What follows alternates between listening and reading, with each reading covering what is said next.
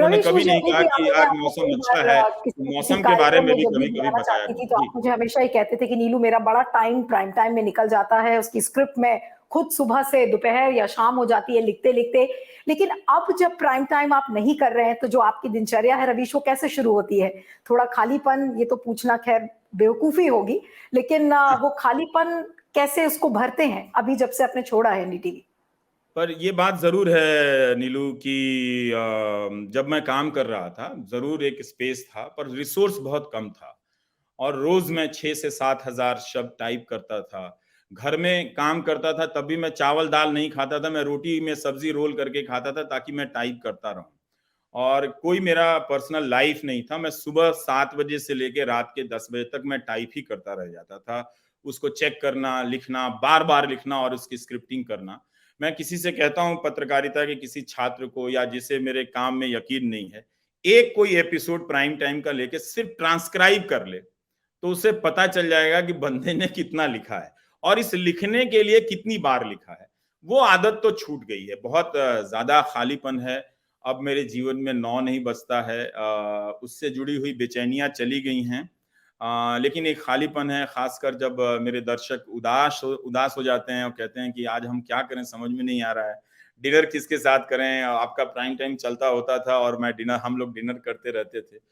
तो अचानक से सब कुछ कट गया है और हम इतना सब कुछ करने के बाद ऐसी परिस्थितियाँ रची गईं कि हम एक तरह से शून्य पर आकर खड़े हैं। वो ज़रूर है कि मुझे कुछ संभावनाएँ दिख रही हैं कि मैं और क्या कर सकता हूँ। लेकिन जिस टीम वर्क के साथ काम करने की एक आदत रही है, वो टीम भले ही बहुत छोटी रही है, लेकिन एक टीवी चैनल का एक रिसोर्स जो भी होता है, वो ऐड ऑन तो करता ही है आपके काम में।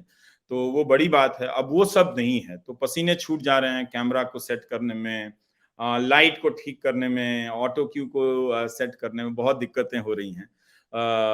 बहुत मुश्किलें आ रही हैं, थोड़ा थ्रिल भी है, मज़ा भी आ रहा है कि ये चीज़ें मैं अब खुद से सीखूँगा, लेकिन देखते हैं कि हम कितना कर पाएँगे। बहुत खाली वक़्त है, लेकिन ऐसा सोच के बहुत सारे लोग बुक लॉन्च में बुलाने लगे हैं, धरना प्रदर्शन में बुलाने लगे हैं और जगह-जगह भाषण देने के लिए बुलाने लगे हैं, तो वो भी मैं नहीं कर सकता हूँ। धीरे-धीरे मुझे ये कम करना पड़ेगा क्योंकि मैं एक टाइम में एक ही काम कर पाता हूँ। मुझसे ये टू टाइमिंग वाली लाइफ जी नहीं जाती है कि 2 तरह के नंबर रखना, 2 तरह के ये करना, मुश्किल है नीलू की। अब सब कुछ मुझे फिगर आउट करना है। पता नहीं मैं कहाँ से धक्का देकर गिरा दिया जाऊँगा या कहाँ से पीछे से सीढ़ी खींच ली जाएगी। कब यूट्यूब चैनल भी बंद कर दिया जाएगा क्योंकि उस वक़्त जब मैंने इस्तीफ़ा दिया था, बीजेपी के ही एक एमपी इस तरह की बातें कर रहे थे कि बंद कर देना चाहिए ऐसे लोगों का। ट्वीट भी किया था और कुछ लोगों ने उस पे प्रोग्राम भी किया था। तो ऐसी आशंकाएँ हैं कि ये भी बंद कर दिया जाएगा। पर मैं देखना चाहता हूँ कि 1 अरब के इस देश में क्या मतलब इतनी भी सहनशीलता अब नहीं बची है कि एक पत्रकार को ना काम करने देने के लिए या हमारे जैसे बहुत सारे जो यूट्यूबर काम कर रहे हैं। क्योंकि मैं सिर्फ़ अकेला नहीं हूँ, मैं कई तरह की चीज़ों का प्रतिनिधि भी हूँ, मैं मानता हूँ ऐसा।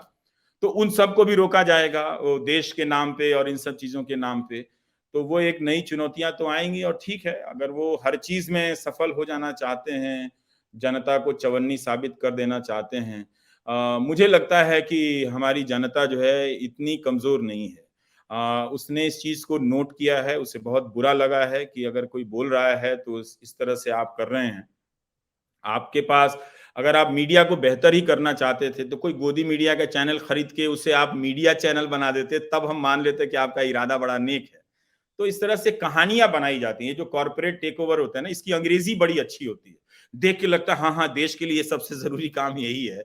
लेकिन उन शब्दों के पीछे, उन वाक्यों के पीछे का जो खेल होता है, ये हमें भी समझने में कई साल लग गए। आम लोग कैसे समझेंगे? तो ये बताने के लिए जब अनुभवी पत्रकार, आप जैसे पत्रकार, बहुत सारे अच्छे पत्रकारों के लिए इस मीडिया सिस्टम में जगह नहीं है। बात केवल रवीश कुमार की नहीं है। बहुत सारे अच्छे पत्रकारों के पास इन दिनों काम नहीं है। कोई कॉलम नहीं है।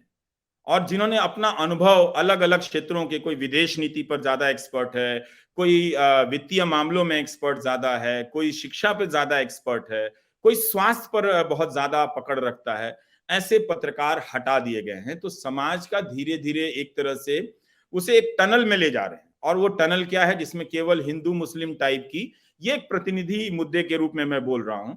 इस तरह का या कोई फ़िल्म का गाना या हीरोइन ने कैसे डांस किया, वो अपना प्रचार कर रही है या कंपनी का प्रचार कर रही है, इन चीजों के बहस के सुरंग में जनता को ले जाया जा रहा है, ताकि जनता जो है उस घोड़े की तरह हो जाए कि जिसकी आंख पर पट्टी लग जाए और सिर्फ वो चाबुक की मार पर दौड़ना जाने।